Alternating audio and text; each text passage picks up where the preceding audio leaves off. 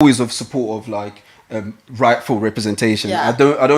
I'm not a big fan of equality of outcome, but I'm a big fan of equality of opportunity. Yeah. And also representation in the right places. Yeah. And I think medical field is definitely a right place because it can be a matter of life and death. It really as can. we've seen in like the Yeah. stats when it comes to pregnant women in the health field.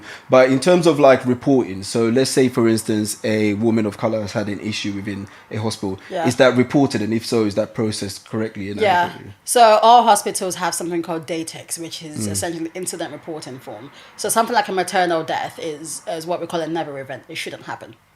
So regardless of the ethnicity. What's of the numbers? patient- What's the ratio? Like, so out of 10, how many births? Oh no, it's really low. So it's I really think low from now, off the yeah. top of my head, for black women, I think it's in the UK at the moment it's 40 deaths per 100,000.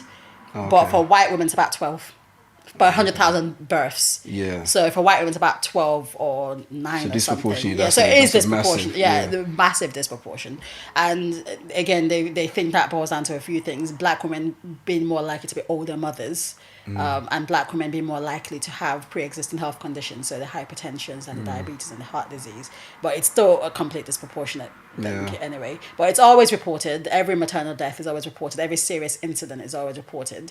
And if it's very serious, there's always an investigation into what could be learned from the situation, rather than trying to blame someone. Yeah. So there's process in place to rectify. Yeah. But so as a black woman, for instance, what advice would you give to, let's say, a pregnant black woman coming into hospital in order for her to Yeah. better equip herself to protect herself, and not just for her as well, but maybe for her partner, Yeah. so that he or she has a better understanding of how to protect their Yeah. partners who've been placed in hospital. Thing number one, just always do your research. So know what you're getting yourself into. Know what the processes are meant to be like in hospital when you get there.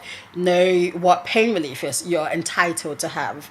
And make plans. So if it's an epidural that you want to have, make that plan before you get into hospital, before it's too late. Voice your concerns and write them down. So if your partner has to write them down, but voice your concern. And the thing patients forget is that you are entitled to a second opinion. So if let's say you're in pain or something doesn't feel quite right, and you say it to a nurse, the nurse doesn't listen, tell the nurse that I want to speak to the doctor. And if the doctor comes and doesn't listen to you, or you don't feel like you're being taken seriously, you're entitled to a third opinion. Ask to speak to another doctor. Don't take no for an answer.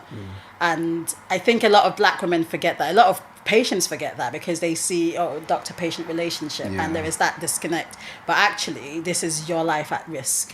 And just voice everything that you are feeling, and just make sure that you are taken seriously. And at any point, if you don't feel like you're taken seriously, just get another opinion. Yeah. So just be insistent, like Yeah. just insist on it, because I think one of the issues with like seeing people in like a position of power Yeah. or authority is always that fear to speak up. Yeah.